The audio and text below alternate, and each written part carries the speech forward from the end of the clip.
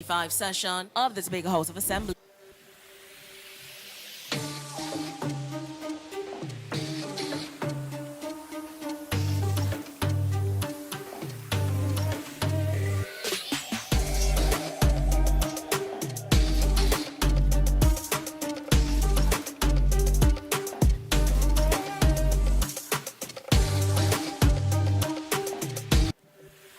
It's that time again, Tobago, as we head straight into the 19th sitting of the 2021 to 2025 session of the Tobago House of Assembly. At this sitting, Chief Secretary of Finance, Trade and the Economy, the Honorable Farley Chavez Augustine, will present a statement on the achievements of the Assembly during the fiscal year 2022 to 2023.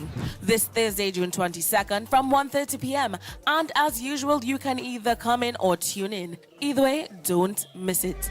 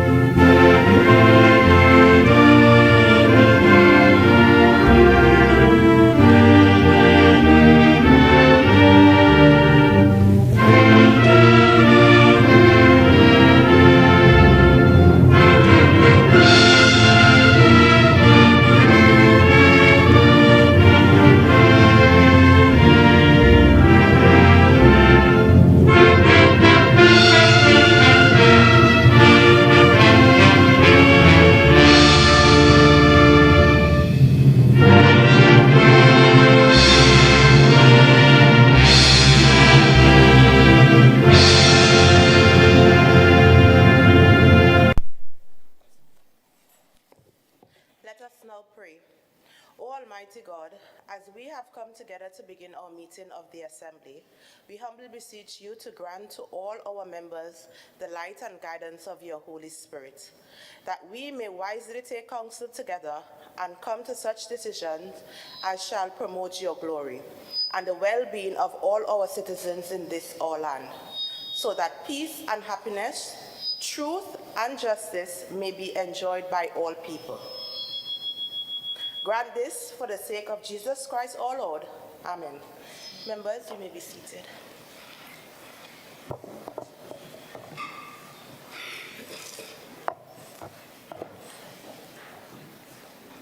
Oath of allegiance of the new member.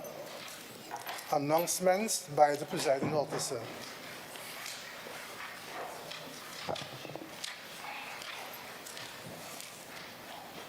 Honorable members, I have received requests for leave of absence from today's sitting from Assemblyman Megan Morrison, member for Mountain George Goodwood, and member for Roxborough Argyle, Assemblyman Watson Duke. The leave is granted.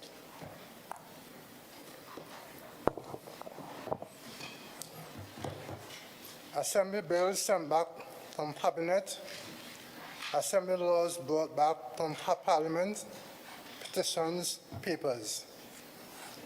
Leader of Assembly Business.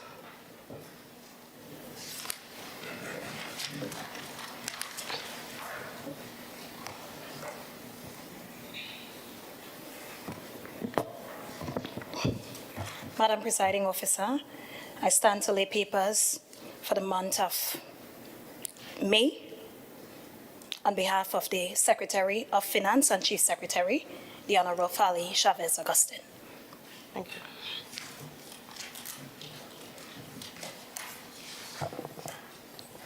Presentation shall report from Dispute Resolution Commission, Select Committees, Pre-Statutory questions to secretaries, question for oral answers. Leader of Assembly Business. Madam Presiding Officer, there are 15 questions to secretaries on the order paper, 6 questions for oral answers, and 9 for written responses. The executive is prepared to answer all questions for oral answers and requests a deferral for questions for written responses. Number 60, 69, and 80, as the secretaries are requesting more time to do research. And the responses to questions for written responses, number 68, 75, 76, 78, and 79, should be attached and circulated with the minutes for the last sitting. The written responses to question 82 will be circulated at the next sitting. Thank you, Madam Presiding Thank Officer. you, Leader of Assembly Business. Before we proceed, I'm sure all members are aware of the passing of Dr. Jefferson Davidson, our first presiding officer. I would like for us to all stand and observe a minute of silence.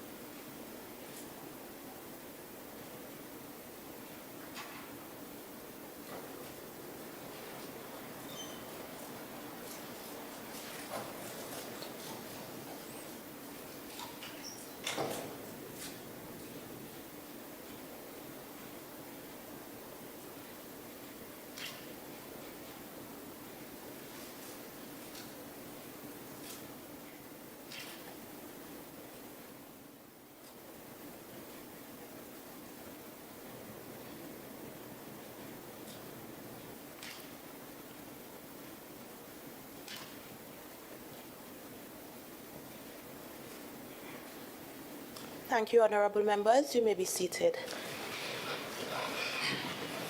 As we proceed with the oral answers, Minority Leader. Madam Presiding Officer, before we proceed with question number 63, question number 60 for written answer has been on the order paper now for about 6 months. Could the members kindly explain why it's taking them so long to The respond? request was submitted to my office and the request was granted.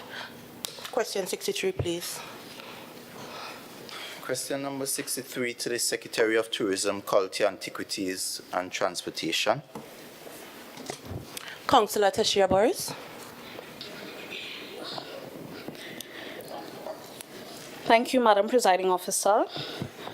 As it relates to the Tobago Jazz Experience, the return, can the Secretary please indicate the overall estimated budget for the Tobago Jazz Experience, disaggregated by the cost to host each event, and specifically the total cost to engage international artists as opposed to the total cost being spent on local Trinidad and Tobago-based artists.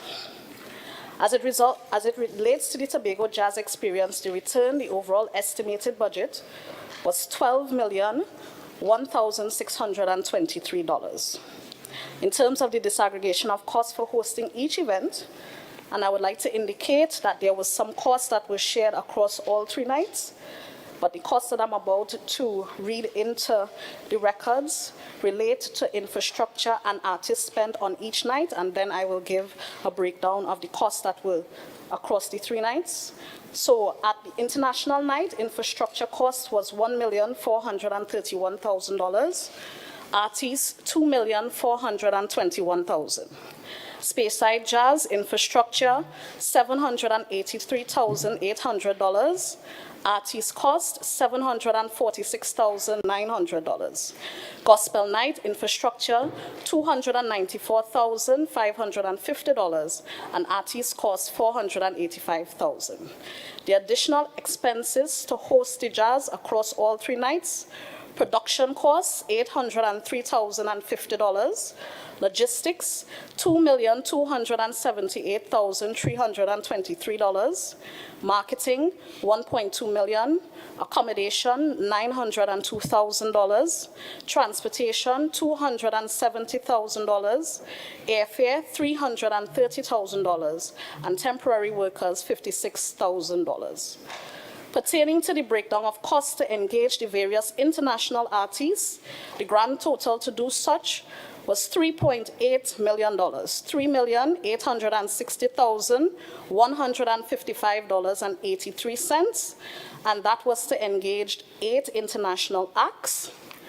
The cost to engage local Trinidad and Tobago acts was $406,289.24. Thank you. Follow-up question? Yes. So just to be clear, when you look at the cost for international as opposed to local, we spent 400, our local people only benefited from Minority, can I have a $406,000. question, please? And I'm asking, who is this jazz really to benefit? Who are the persons who are to really benefit from this jazz if we are having a situation where the bulk of the money is being spent outside of Tobago? Councillor Boris. Madam Presiding Officer, I'm unsure as to what the minority leader wants me to answer to his question, because the international jazz experience did not begin with this administration. It has been taking place for the last 11 years on the island of Tobago, and the understanding is that this event was created to boost our tourism sector, to be an addition to our events festival tourism product, to ensure that we invite persons to the shores of Tobago to enjoy sun, sand, sea, and music. The real beneficiaries of the Tobago jazz experience are not necessarily the local acts that would be on stage, but more importantly, those beneficiaries would be the hotels, the guest houses, the restaurants, the car rentals, the bars, all of these persons who benefit from people coming to Tobago to experience the Tobago jazz. I hope I've answered your question. Madam Presiding Officer. Follow-up, Minority Leader. Yes, please, because if what the Secretary is saying holds true, then I would like the Secretary to tell us how many persons came and what was the average spend so that we can see returns on investment, because here it is, $12 million is being spent and we are being told that the return is supposed to be seen in arrivals. So how many persons came and how much money did they spend and what was the total overall revenue? Madam Presiding Officer, unfortunately, I do not have that information at hand to be able to answer that question. The minority leader is welcome to submit that question for written or oral response at the next sitting, and I would be happy to provide that information for him. This information is not for the minority, but for the people of Tobago, and therefore you will have an opportunity to put it out there. Question, Minority Leader. Madam Presiding Officer, I'm seeing $1.2 million for marketing, but this jazz was only launched a month before, so I want to know where did this $1.2 million spend? Councillor Boris. So as it relates to the marketing figure, I do not have a breakdown as to that spend across digital marketing and traditional media channels. Again, you can submit that question for response, and I will Minority be Leader. able to get that Minority information Leader. for you. Councillor Boris, and please provide sit. it. I won't have any of that today. You ask a question, allow the member to answer in her entirety, please. Councillor Boris, were you complete? Councillor Boris? Madam Presiding Officer, as I indicated, I am more than happy to provide that information to the minority leader once he submits a question for me to answer. Question 64. Minority Leader. Question 64 to the Secretary of Tourism, Culture, Antiquities and Transportation. Councillor Boris. As it relates to the recently held carnival in February, can the Secretary indicate when service providers will be paid? Service providers have already been paid to the tune of $7,697,001.02. There is an outstanding balance to be paid, and we are working assiduously to ensure that those outstanding balances are cleared in the shortest possible time. Follow-up minority. Can the Secretary outline who are those categories of persons still outstanding to be paid and how much? Councillor Boris. Madam Presiding Officer, unfortunately, I do not have that information at hand, and once again, the minority leader is welcome to submit a question, and I will be more than happy to provide the information. Follow-up minority. I'm flabbergasted. Madam Presiding Officer, can the Secretary also indicate what is the process? Because what I understand about procurement is that you must have before you procure. But here we are seeing events happening where perhaps funding is. So what is the process in terms of identifying funding and payment? What is the correlation between funding and payment? Because if you have your funding, then you should have no problem paying. So is it that they don't have the funding? One question, please, minority. The question is it that they don't have the funding and they are planning programs without funding? It's a question. Councillor Boris. Have the funding? The usual process is that an executive council note is prepared that outlines the event and the estimated cost to produce the event. That executive council note is approved, and when that executive council note is approved, then requests for releases can be made. As I indicated earlier, for the carnival in February, we have paid out $7.6 million to date. There is an outstanding balance that we are working to clear at this time, because we have to request releases to cover that outstanding balance. Follow-up minority. Madam Presiding Officer, so if I understand what was said, you carry an executive council note, it's approved. So I am here, Madam Presiding. Members, please.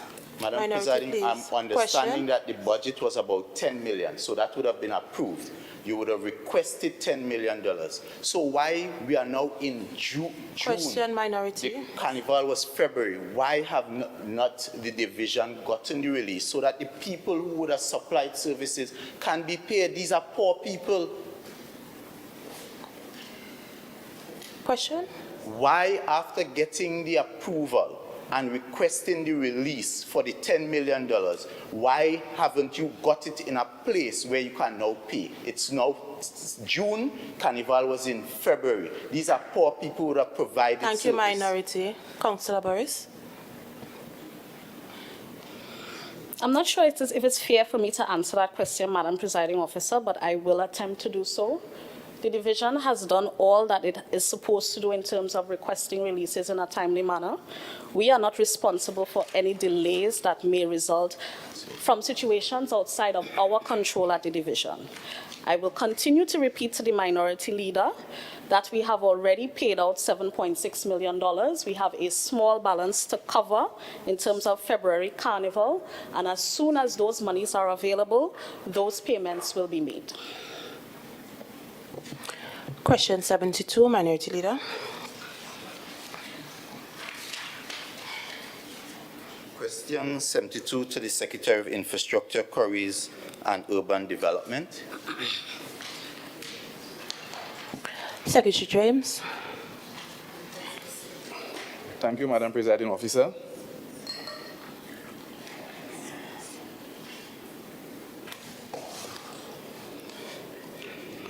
Thank you, Madam Presiding Officer. It is always a pleasure to come to this House, to be able to contribute to the governance of the island that I love so much. Madam Presiding Officer, the question reads, can the Secretary identify and list the current members of the board of the quarry at Studley Park, as well as their position, remuneration, and date of appointment?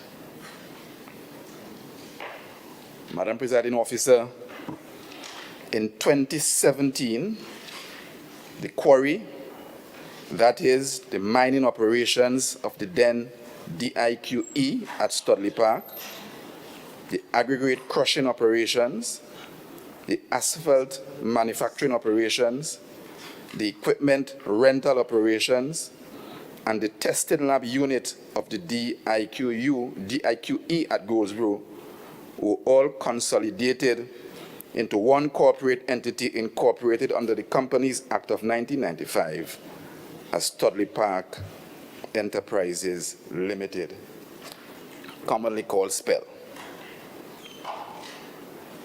Madam Presiding Officer, I do not believe that someone writes the members' questions and that he is just someone else's puppet. Madam So I am Presiding certain. Officer, this is out of place, out of order, out of order. Minority Leader, Madam Presiding Officer, Please. the question is have clear. your seat, please. Continue, Mr. James. I will reread the question just to make it clear. Can the Secretary identify? Madam Presiding Officer, I'm on my feet. Could I have some quiet? The question reads, can the Secretary identify and list the current members of the board of the quarry at Studley Park? The board of the quarry at Studley Park. You don't have a quarry at Studley Park? I'll come to that. You don't have a board? Members, I will come to that. members, I would like to hear the response from Secretary James, please. Secretary James, can you please answer the question? Madam Presiding Officer, every time I come to this house, I attempt to give the answer to the question as it is written. And it is not in me to try to understand the question in any other way than it is written. So as I said, the quarry, that is the mining operations of the then DIQE at Studley Park, the aggregate crushing operations, the asphalt manufacturing operations, the equipment rental operations, and the testing lab unit, which was at Goldsboro, were all consolidated into one corporate entity called SPEL in 2017. Madam Presiding Officer, I want to go slowly because this member seems to have severe challenges with the English language. I don't believe, Madam Presiding Officer. Members, the next person that interrupts, I'm fully aware. I know that you all are aware of the standing orders. Interruptions, number 44 is one of them. I won't have it. Secretary James, kindly answer the question. If I'll be allowed, Madam Presiding Officer, I will present the answer. I don't believe, Madam Presiding Officer, that the member for Darrell Spring whim that someone writes his questions. So I'm certain that he is fully aware of the existence of SPEL as a state enterprise because the member submitted questions for written responses on September 22nd, 2022, sitting of the House as follows. As it relates to the directors, the board of directors at Studley Park Enterprises Limited, can the Secretary indicate the present composition of the board, outlining all directors, independent and otherwise, their roles and functions, and their remuneration packages as at 31st of the 8th, 2022. Then, for the October 27th, 2022 sitting of the House, the Mandatory Councillor Benoit submitted the following question for oral answer. In relation to the written responses given regarding the composition and the remuneration of the SPEL board, can the Secretary indicate the guiding authority that informed the remuneration package for the then executive directors and independent directors.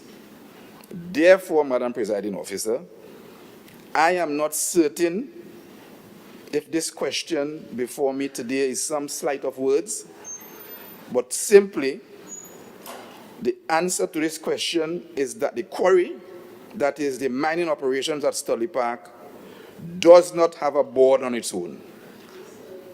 Also, Madam Presiding Officer,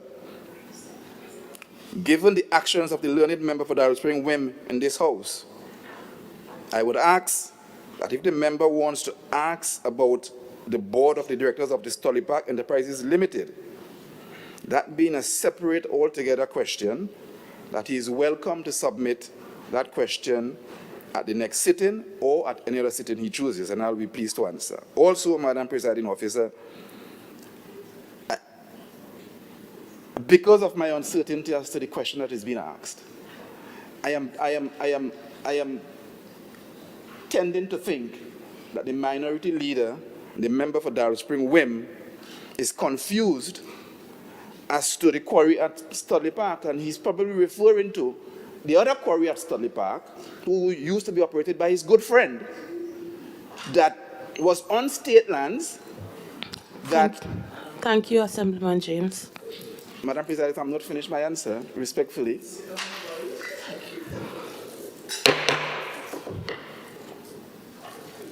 I advise all members that I am not going to allow any interruptions while the question segment is going on. Minority, do you have a follow-up question? Madam Presiding Officer, there is only one board, one quarry that the state has responsibility for at Studley Park. And no dancing, no shenanigans, no hiding can take away from the fact. May I have your question, Minority? The question is clear. The board that the Secretary of Infrastructure has control of, that is in Studley Park Quarry, we want to know who are the directors. So whether the board, the name of the company is spelled, or whether the name of the company is well. We just simply want to know who are the directors and what is so difficult. What is so difficult? Why are you hiding? Thank you, Minority. Assemblyman James. I didn't get a question in that little rant. For clarity, Minority. The question is so simple. The board at the quarry of Studley Park that the state has control over, we simply want to know who are the directors of that board, whether notwithstanding the official name, we know there's one board that the state has control of at Studley Park Quarry, and we simply want to know who are the directors. Why are you hiding? Assemblyman James. Madam Presiding Officer, some of my family members are teachers, and I've been told that we all learn as children from repetition. So I'll repeat the question as it is written so that the minority leader, I wouldn't even get into the fact with the meaning of the word can and will and should and would. I will just read that. In fact, let me just answer the question. Thank you. There is no board of a quarry at Studley Park. There is a board of spell, and if the minority leader wishes to ask a question about the board of spell, which he has asked before, then he can write the question, oral or written, and I will be delighted to answer him at that time. Follow-up, Minority. Madam Presiding Officer, please note that this matter will be taken to the privileges because there is a board at the quarry at Studley Park, and this member is misleading the House deliberately not to tell all of Tobago who are the members of the board of Studley Park Quarry that he has control over. So this matter is now going to be placed to the consideration of the privileged committee. Question 73, Minority Councillor. Thank you, Madam Presiding Officer. Question number 73 to the Secretary, Division of Tourism, Culture, Antiquities and the Transportation, Councillor Tashia Boris. Councillor Boris.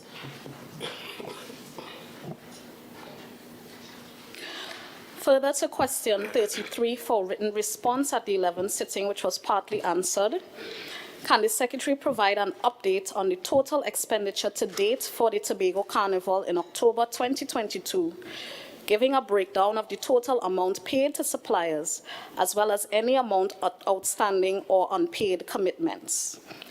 As it relates to the total expenditure to date for the Tobago Carnival in 2022, this expenditure has totaled $10,169,125.50 from the Tobago Festivals Commission Limited. The amount paid to date to suppliers from this organization is $10,152,000, $250,000.58. So let me repeat, $10,152,250.58 paid to suppliers, and there's an outstanding balance of $16,875. And I have an entire list of persons who have been paid from the Festivals Commission for that Tobago October Carnival. Further to this, from the Tobago Tourism Agency Limited, a total of $2,155,000 was spent to date, and they have no unpaid balances or outstanding commitments. Therefore, based on the expenditure from both the Festivals Commission and the Tobago Tourism Agency, the entire cost to host the October 2022 Tobago Carnival was $12,660,505.50. Follow-up, Minority Councillor. Thank you, Madam Presiding Officer. Madam Presiding Officer, the Secretary indicated that there was a small outstanding balance. Can the Secretary indicate why is that balance still outstanding? And when will it be paid? Councillor Boris. Madam Presiding Officer, I can't say exactly why that balance is outstanding, but I know that the Festivals Commission is awaiting fourth quarter releases, and I do anticipate that once they receive those releases, that balance will be cleared. Follow-up, Minority Councillor. Question 81, Minority Councillor.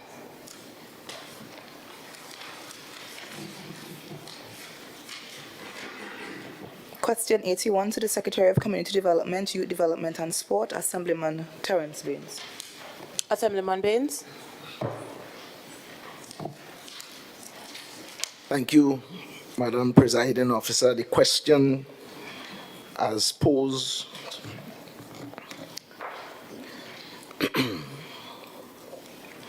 in relation to the 2023 Commonwealth Games, which will be hosted in Tobago, can the Secretary list the sporting disciplines and or activities which will take place on the island and indicate the level of preparedness of the Assembly for each discipline and or activity? Madam Presiding Officer, the government of Trinidad and Tobago won the bid to host the Commonwealth Youth Games. And the hosting was complicated, as you can appreciate, by the COVID pandemic. However, the process was renewed, and Trinidad and Tobago will, in fact, host these games. The Tobago House of Assembly has leaned forward, and 4 disciplines of the Commonwealth Youth Games will be held here in Tobago. The first is the Fast 5 netball, which will take place at the Shaw Park Complex. The 7-a-side rugby will be hosted at the Shaw Park Recreation Ground. Sprint triathlon will take place at Buku, with the Buku Multipurpose Facility hosting the changeover and finish. And beach volleyball will take place at the Black Rock Beach Sport Complex. Additionally, Tobago will host the closing ceremony at the Pigeon Point Heritage Park. A players' lounge will be created at the Scarborough Secondary School for rugby players to relax between matches. The Canaan Bonaccord Recreation Ground and the Mount Pleasant Recreation Ground will be used as practice grounds for rugby. The facilities for the young men at the YMCA in Blackrock will also be utilized. The three existing facilities that are being used have numerous maintenance challenges and issues, and we have to, in fact, we are addressing them as we speak to make sure that they are ready for the games. This include, of course, the Shaw Park complex. We have some leaks that require some repairs. There is some installation of and testing of and retrofitting of some of the sports floor that was purchased some 10 years ago by the past regime, but it was never used. Interestingly, the warrant on the floor was for seven years. The neglected drainage system at the Shaw Park field, which has been we're now trying to resuscitate that. The entire area made free of all trip hazards, dangers to the public, and so on. Work is going on apace to have the field ready. There is also the need for the installation of some new sporting lighting. The purchase of sport-related equipment, despite the purchase of the floor at Shaw Park some 10 years ago, no sports equipment, backboards, rings, or scoreboards were ever purchased, which is strange. In making purchase decisions, the THA considered the legacy value of every purchase. While the initial proposals was to rent equipment, the THA firmly believes that hosting of the games in Tobago should provide a fillip to sport, so that when the games are over, our Tobago people must be able to enjoy the same world-class accommodations that we are preparing for our guests. Following the same principle, the THA rejected a plan to create a temporary facility in Pigeon Point for volleyball, and instead we are producing a beach sport facility at the Blackrock area that will accommodate not only beach volleyball but beach tennis, but will also be the only regulation size beach soccer field in the country and the only one with the approved silica sand. This sand will be here within 1 week. We are importing the sand from Guyana. And the new Blackrock facility is scheduled to host an international beach volleyball event as a test event for the games.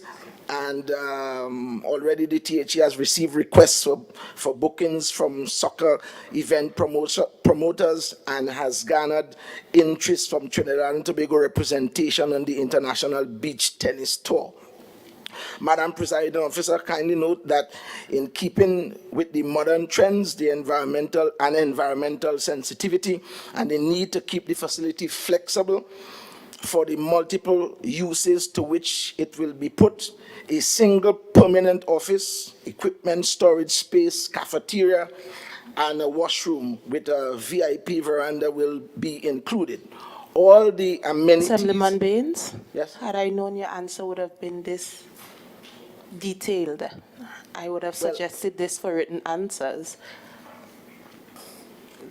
I think you have answered the question.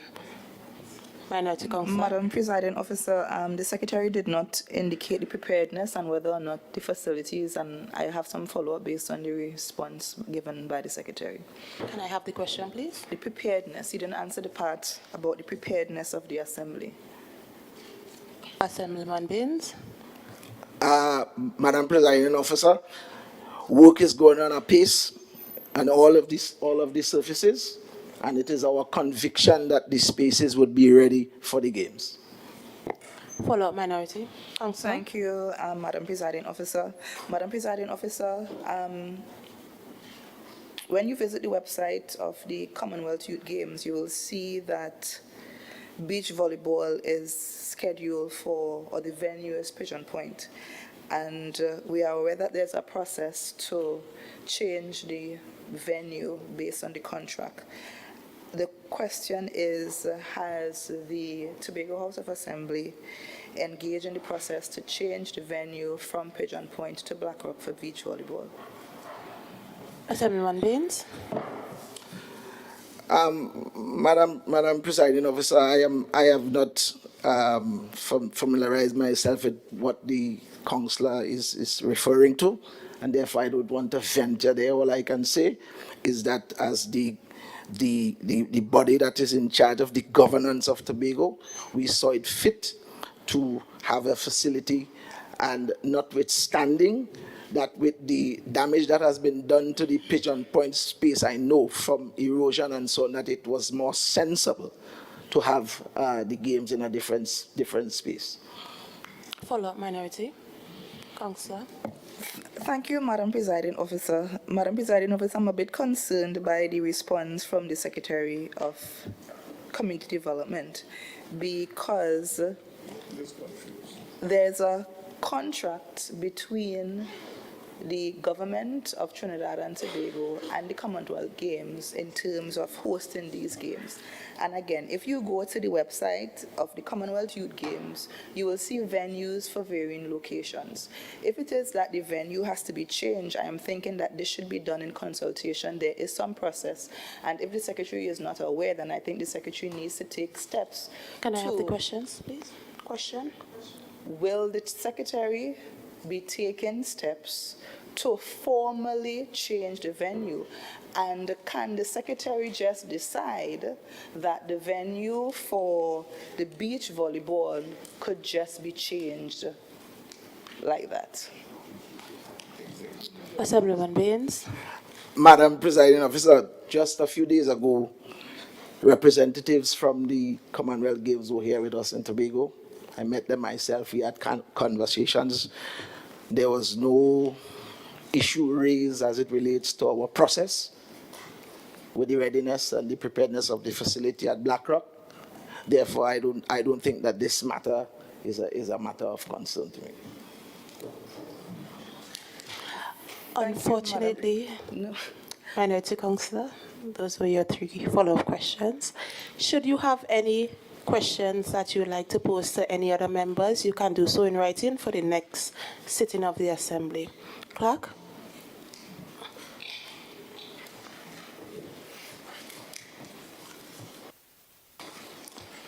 Request for leave to move the adjournment of the Assembly on determinate matters of urgent public importance. Statement by secretaries or assistant secretaries.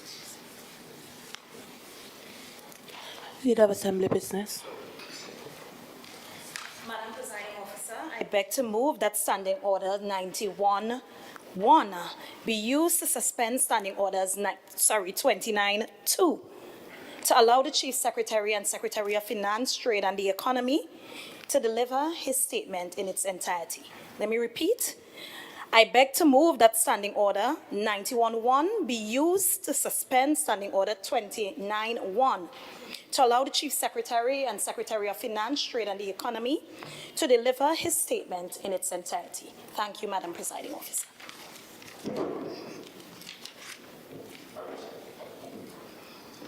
29-2. Leader of Assembly business. 29-2.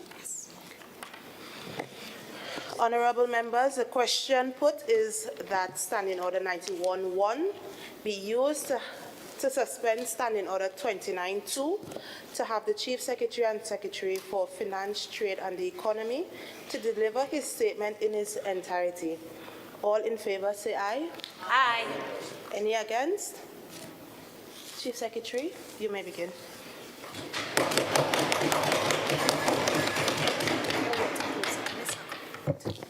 Are you standing on a point of order? On 29.5, please.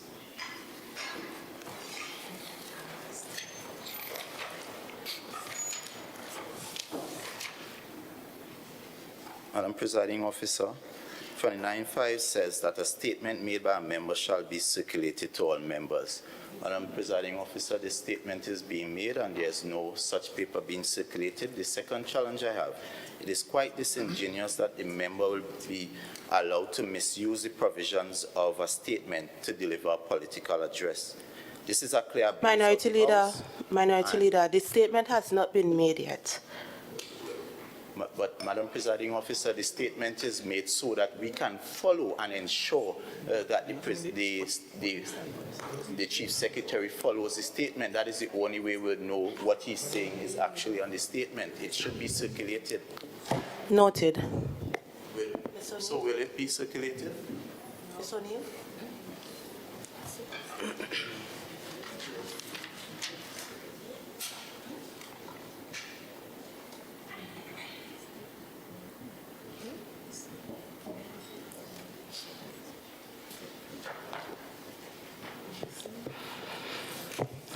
With regards to your point of order, Minority Leader, the statement has to be made first for the circulation to happen.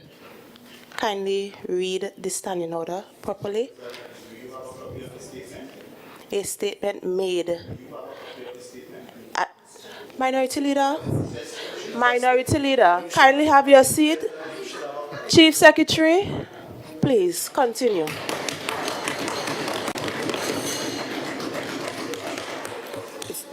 Thank you, Madam Presiding Officer. And thank you, Madam Presiding Officer, for this opportunity to make this broad sectoral statement in the House today. I want this early on to take the opportunity once again, and this time in joining with the rest of the House, to extend sincerest condolences to the family of Dr. Jeff Davidson, who served as chairman of the Tobago House of Assembly, and then as the first presiding officer of the THA in 1996.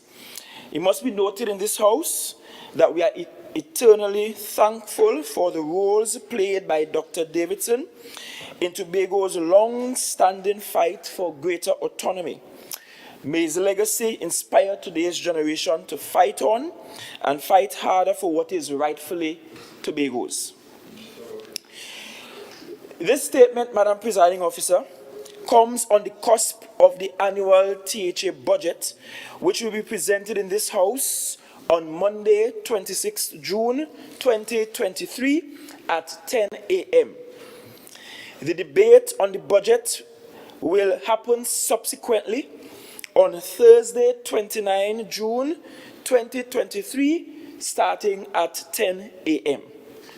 Essentially, Madam Presiding Officer, this House will sit 3 times this month of June, which will perhaps be the most times the House will sit in a given month since the coming into force of Act 40 of 1996.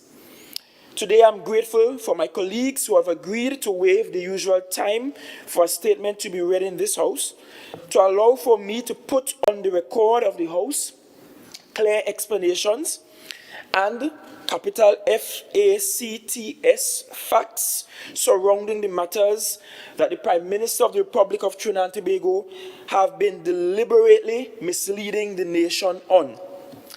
I wish to present this statement as a forerunner to the budget presentation next week, so that no time is wasted during that important presentation on dealing with the calculated disinformation campaign being run by those opposite, with the leadership of their puppet masters in Trinidad. And so today, I will uncloak the disinformation campaign against the THA and the people of Tobago, led by the Prime Minister, give a measured update on the now infamous audit reports commissioned by the Tobago House of Assembly, and finally, I will share concerns about the Tobago Autonomy Project that started before the birth of every member present in this House. Madam Presiding Officer, for over a past month, I have been making attempts on a continuous basis to have the post of Chief Administrator filled. And today, we are still without a Chief Administrator.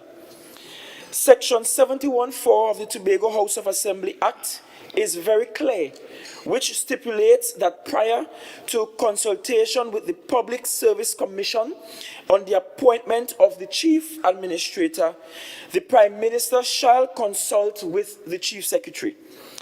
Madam Presiding Officer, to understand why we are at this place of uncertainty with a Chief Administrator and how deadly deceitful the leader of the government of this country is, we must go back to what transpired for the filling of vacancy last year when Mrs. Bernadette Solomon Koroma retired from that position.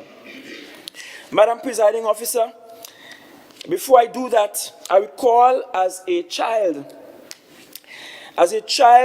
in Sabbath school, I was taught that the most deceitful character in the universe is a man called Satan.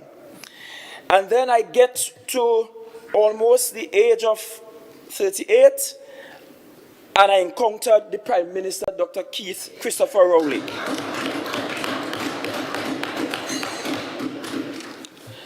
Last year, on March 10th, 2022, I had cause to pen a letter to the Prime Minister to indicate my displeasure with the fact that a chief administrator was appointed without following precisely the dictates of the law. I wish to read verbatim the letter onto the Hansard record. And in the statement I sent to you, it's labeled as Appendix 1. March 10, 2022, the Honorable Dr. Keith Christopher Rowley, Prime Minister, Office of the Prime Minister, the Republic of Trinidad and Tobago, Whitehall, 29 Marval Road, Sinclair, Port of Spain, Trinidad. Their Prime Minister. According to the Tobago House of Assembly Act 40 of 1996, Section 71(4), prior to consultation with the Public Service Commission on the appointment of the Chief Administrator, the Prime Minister shall consult with the Chief Secretary. Notwithstanding the clear directives in the law, the former Chief Administrator, Ms. Bernadette Solomon Koroma, informed me that one Miss Ethelyn John had been appointed to act as Chief Administrator prior to any consultation with your good self. She further informed me that this led to Mr. Richard Toppin moving from within the THA to the position of Acting Permanent Secretary within the Office of the Prime Minister, Central Administrative Services, Tobago CAST, and that a new administrator, Mr. Lincoln Nelson, was selected to serve within the THA. Further, I was informed that a formal handover of portfolios happened. All of the above happened by the 28th of February 2022, well in advance of any prior consultation as required by law. Legally and properly, this consultation should have occurred in advance of any appointment on the 28th of February 2022 and the lateral movement within the public service that ensued. It is therefore difficult to view the consultation post the appointment of someone to act as Chief Administrator as anything other than an insult to the office of the Chief Secretary and counterproductive to both of our efforts towards greater autonomy for Tobago. This may very well not be what your office intended, but this is the result of not following the law as prescribed. Nevertheless, I am inclined to a gracious intervention by accepting Ms. John to serve, and I capitalized only on the basis that she worked previously within the THA system as an administrator and thus understands it, and she is qualified for the role being bestowed upon her. However, allow me to place on record that in the future, I will decline, publicly object, and seek legal redress should this pattern of appointment of a chief administrator repeat itself. Ms. Ethelyn John has been accepted to act as Chief Administrator, and I will only now formally introduce her to the Tobago public and the public servants within the THA as their lead. Be advised accordingly. Yours sincerely, Farley Chavez Augustine. So, Madam Presiding Officer, note for the record how I reluctantly accepted the appointment of Ms. Ethelyn John. My first instinct was to go to court and to ask the court to deem the appointment illegal. However, many of the elders in the space advised me that so early in my tenure in office that I should opt for a peaceful outcome instead. Fast-tracked to a little over a year later, a vacancy occurred in this office on May 18th, 2023, when Mrs. Ethelyn John, Chief Administrator, demitted office upon reaching the compulsory retirement age. The Chief Administrator, prior to demitting office, did two things. One, she wrote the Permanent Secretary to the Prime Minister or the Head of the Public Service by letter dated April 17th, 2023, informing him that vacancy was imminent as she was due to retire on May 17th, 2023. In that letter, she also drew the attention of the Permanent Secretary to the requirement of Section 71(4) of the Tobago House of Assembly Act, which stipulates that prior to consultation with the Public Service Commission on the appointment of the Chief Administrator, the Prime Minister shall consult with the Chief Secretary. She asks the Director of the Public, secondly, she asks the Director of Public Administration requesting the order of merit list for position of Chief Administrator.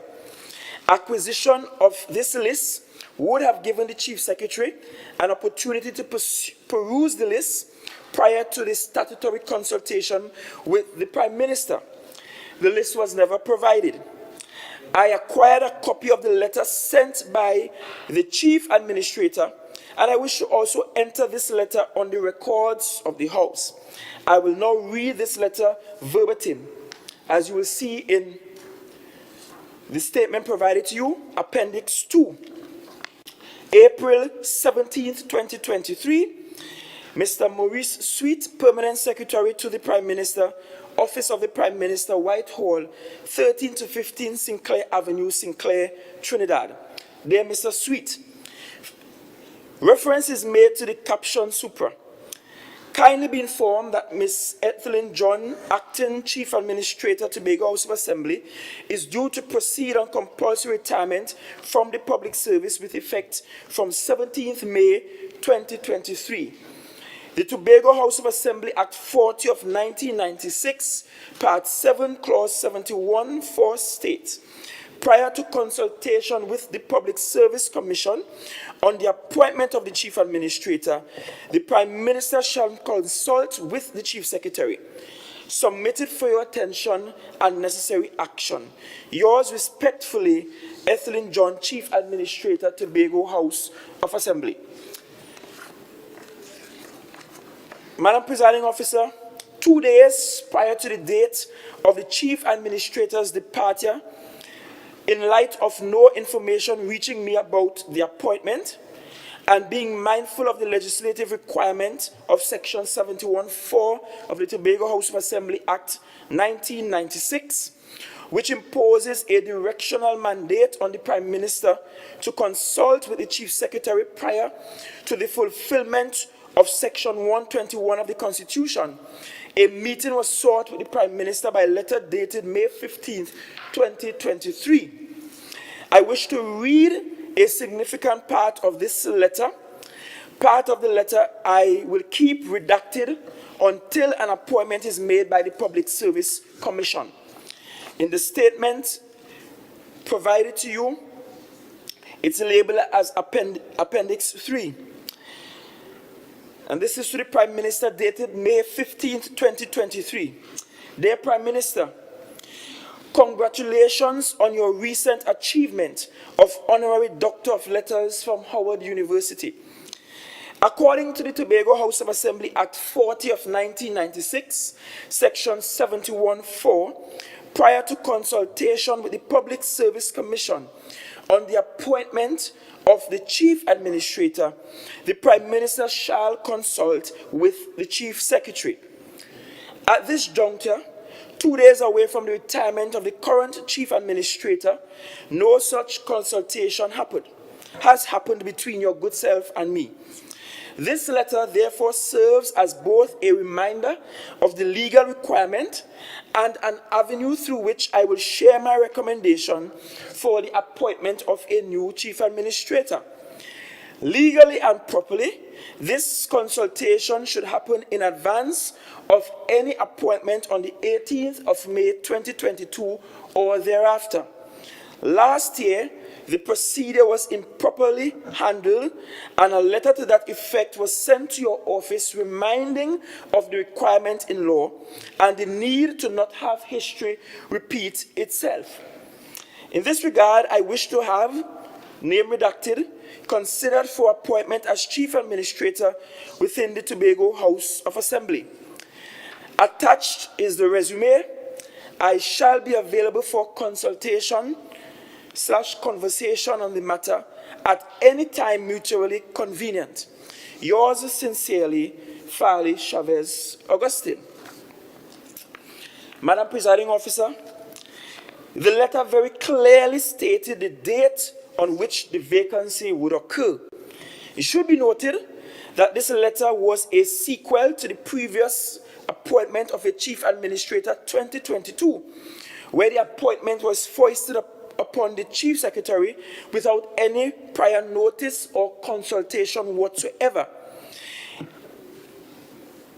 It should be noted that the Prime Minister at the time of the appointment last year was actually out of the country.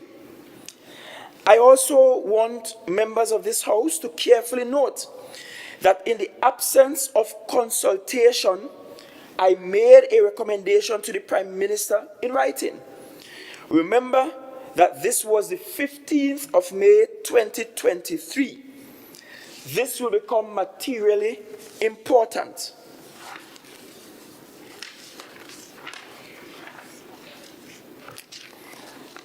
Madam Presiding Officer, no list of names was presented nor discussed pursuant to said list. There was no indication that anyone was being considered or that there was a recommendation from the Public Service Commission or the Prime Minister's office, or worst of all, that an appointment was made on the 17th of May 2023. Please remember that this meeting with the Prime Minister was held on the 22nd of May 2023. Consequently, Madam Presiding Officer, there was no need for the Chief Secretary to comment on any prospective appointment. The only name discussed in that meeting was that of the recommendation of the Chief Secretary. No other names were brought up. No bad report was given about any public servant in Tobago. I just re-proposed the name that I had written about a week before. During that meeting, no indication was given to the Prime Minister, or given by the Prime Minister, nor the Public Service Commission, that they were considering names. In fact, it came as a shock to me when the Prime Minister returned to the country from Bahamas, I believe, and led the country to believe, through his insinuations and partly vacuous statement, that we might have discussed the name of a senior public servant from caste, and that I did not inform him that there were disciplinary issues with said senior public servant. Madam Presiding Officer, let me be very clear. At no point, and up to this point, the Prime Minister and myself have discussed any other public servant, save and except for the one I recommended. In the circumstances surrounding that meeting, I indicated to the Prime Minister a recommendation that I based on the performance of that person as an administrator in the Tobago House of Assembly and felt comfortable with that person as my chief advisor, because that is what the chief administrator represents to the chief secretary. The atmosphere of the meeting conveyed the impression that the Prime Minister was also of the view that it was the Chief Secretary's remit to choose his chief advisor. Subsequent to our meeting on May 22nd, 2023, I reached out to the Prime Minister 1 week later on the 29th of May 2023. And at 7:40 p.m. that evening, he responded by saying, quote, "Good evening. Could you send me the name of the person you suggested and who we agreed upon? I was busy in Parliament today. I will direct the PS on Wednesday." End quote. The day after this exchange was a public holiday. Madam Prime Minister, Madam Presiding Officer, maybe I'm being prophetic. Madam Presiding Officer, I again reached out to the Prime Minister 1 week later on the 5th of June 2023. The Prime Minister responded early in the morning on June 6, 2023 at 12:29 a.m. Quote, "I have been begging to have the Public Service Commission make the appointment that we agreed on. Only today, in brackets Monday, I checked on it. Hopefully very soon." Close quotation. So, Madam Presiding Officer, from my interaction with the Prime Minister, there was an agreement on a recommendation, as is borne out by subsequent communication between the Prime Minister and myself, which I shared with you all today. At this point, I wasn't blaming the Prime Minister for the non-appointment of a chief administrator. I was blaming the Public Service Commission. I was led to believe that the Prime Minister did what he was supposed to do, and we were all waiting on the Public Service Commission. It is for that reason that on the 9th of June 2023, that the THA, through its attorney, served a pre-action protocol letter on the Director of Personnel Administration at the PSC. The Director of Personnel Administration responded on June 15th, and on the second page of that response, the 6th paragraph to be precise, the DPA said the following, and I quote, "The Commission had previously appointed an officer to act as Chief Administrator from May 17, 2023, subject to consultation as provided for in the Constitution. Thereafter, the Commission was notified by the then Chief Administrator, Tobago House of Assembly, by letter dated May 17, 2023, of a report of allegations of misconduct against the officer designated for appointment. Upon considering the notification, the Commission on May 24, 2023, decided that the designated officer ceased to report for duty." Close quotation. Now, this is alarming for many reasons. Number one, no officer should be appointed to act as Chief Administrator without prior consultation with the Chief Secretary in accordance with the law.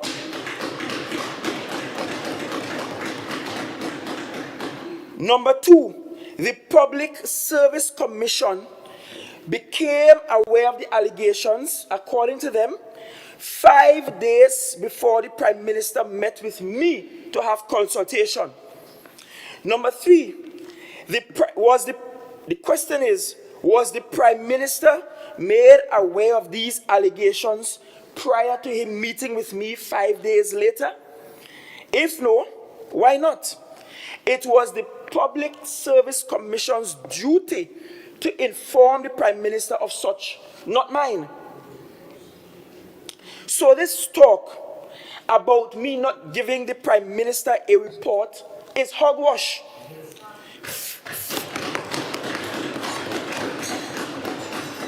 Further, let me inform the public that the first officer that was given a copy of the final audit report that triggered the suspension of the senior officer was the former Chief Administrator, Ms. Ethelyn John. She was given the report months earlier. It is up to the sole discretion of the Chief Administrator, after reading the voluminous report, to sanction or cause to be sanctioned any public officer that was implicated in that report. That is not my duty and business, Madam Presiding Officer. The Chief Administrator laid the allegations based on the report to the Public Service Commission, and the Public Service Commission found enough merit to suspend the said officer. I am nowhere in that line of authority. But given the noises in the space, Madam Presiding Officer, I must question whether or not the Prime Minister and his friends wanted to have that senior public officer installed as Chief Administrator without consulting me. Further, I must question whether the desire to have this officer in question become Chief Administrator is to have someone who will thwart the results or the resolutions of the audit and ensure that no one pays for the crimes committed against the THA. I believe this is a firm plot to save the friends of the Prime Minister.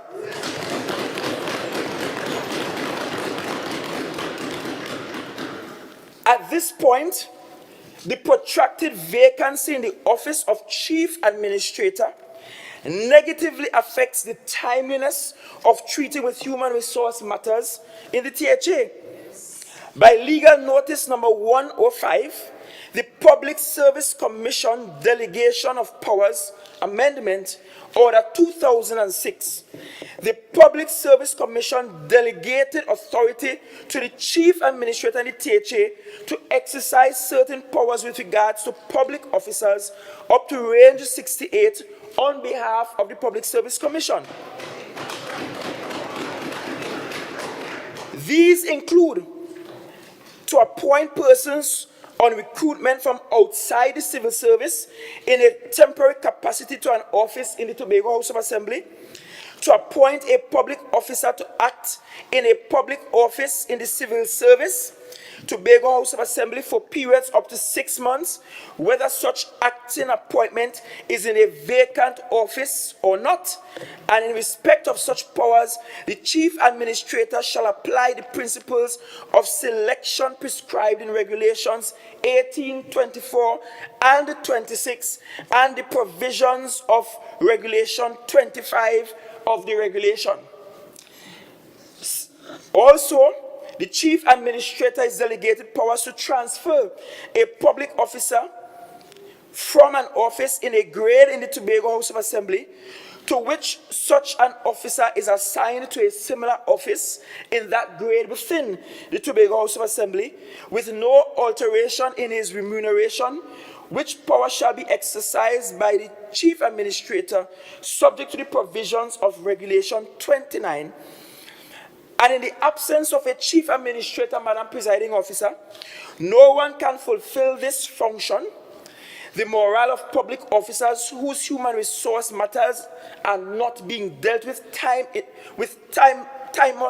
timelessly would undoubtedly be negatively affected. Without a Chief Administrator, THA deeds cannot be executed. The leadership and coordination for the fulfillment of the legislative requirements of the Public Procurement and Disposal of Public Property Act is delayed. public officers like game wardens and the security at Inland Revenue and the cash services at Finance, who are firearms users, employees, certificate holders, cannot operate with firearms, forcing the THA to spend extra monies on private precepted security guards. And before I move on from the matter of Chief Ad, let me educate the public in telling them that Chief Administrator is not necessarily the most senior public servant. It is not an automatic appointment. If it were, there will be no requirement to consult the Chief Secretary. And in the Tobago space, every Chief Secretary except Hochoy Charles, who had to accept the transfer of the Clerk of the House into the position of Chief Administrator, was consulted in a purposive manner, and their recommendations for Chief Administrator accepted. However, when it comes to this Chief Secretary, there seemed to be an intent to do otherwise. Let me warn, however, let no man despise my youth.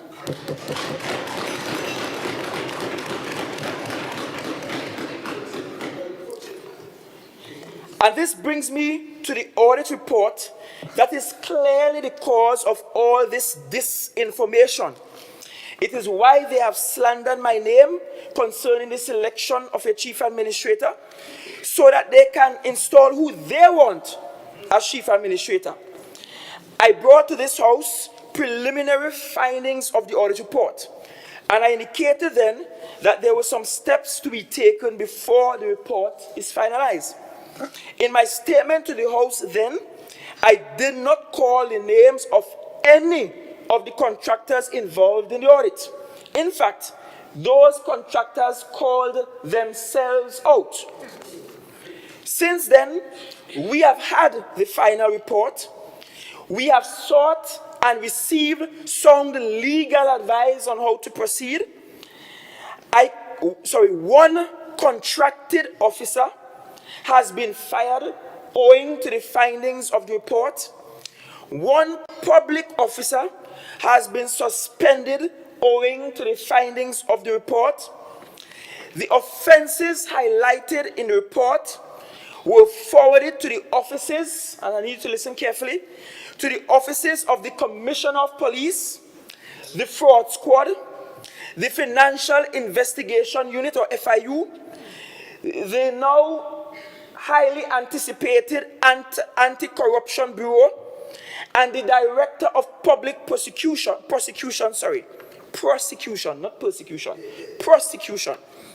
So far, only the Fraud Squad has responded.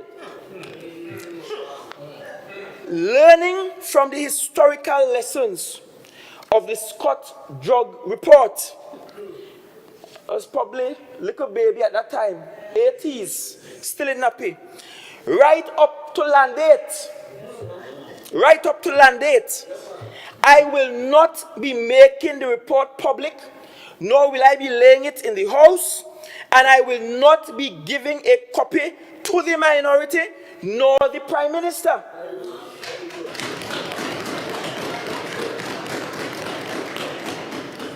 This report will be needed to advance civil and criminal court matters, and I will not want those culpable to get away on a technicality.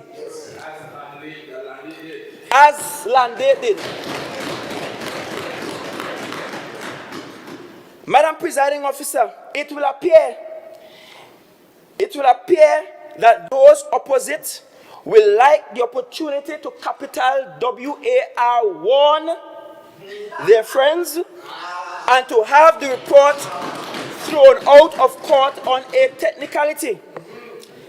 As the line secretary responsible for the report, I have not even given members of the executive copies. A literal handful of public servants who shall remain nameless at this point have been privy to the report, and it's under lock and key. I will ensure, despite efforts to intimidate, drive fear, telling untruths, to defame my character, to extort, that those responsible for stealing from the THA purse be held accountable. And Madam Presiding Officer, they will be held accountable in the same manner, in the same way that those responsible for the Piarco Airport fiasco are being held accountable now.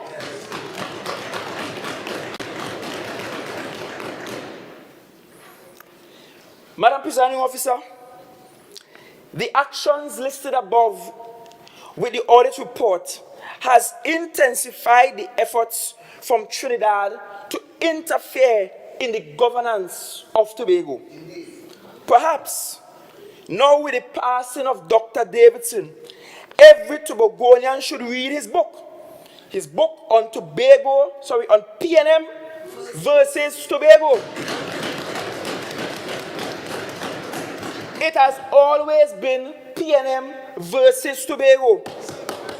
It has always been that way. Now that they were pushed out of the corridors of power in Tobago, they have been doing everything possible and impossible to disrespect Tobagonians, to disrespect the THA and its elected officials, and to disrespect the laws governing the Tobago House of Assembly. They, in the most hypocritical fashion, have been trying to delay and destroy every development gain on the island. And that's why today, in the memory of Dr. Jeff Davidson, we must make a Dr. Davidson pledge to fight on.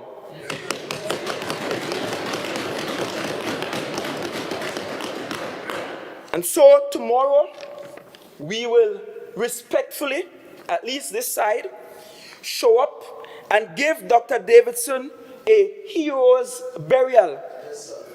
But the day after that, know that we are ready for the fight.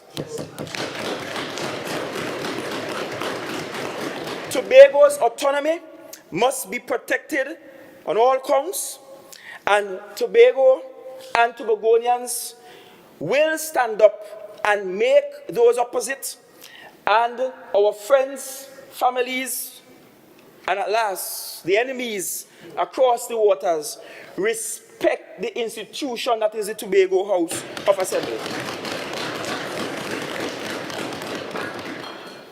Allow me to reiterate in closing, this THA will see the audit report and the actions to be taken to its fullest extent.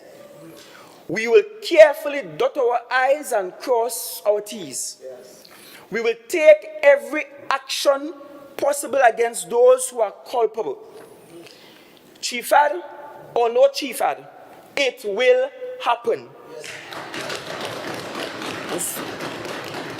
And so, Madam Presiding Officer, we greatly anticipate the budget presentation that will happen on Monday and the debates to follow on Thursday, when Tobagonians will get a glimpse, in fact more than a glimpse, but a detailed report on the progress of Tobago and how progressive their administration has been over the past year and a half. Thank you, Madam Presiding Officer.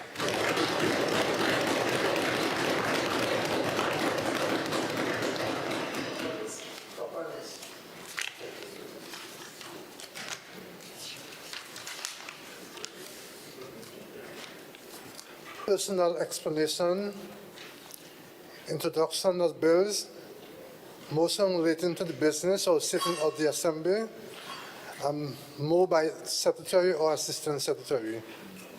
Public business, motion for adjournment.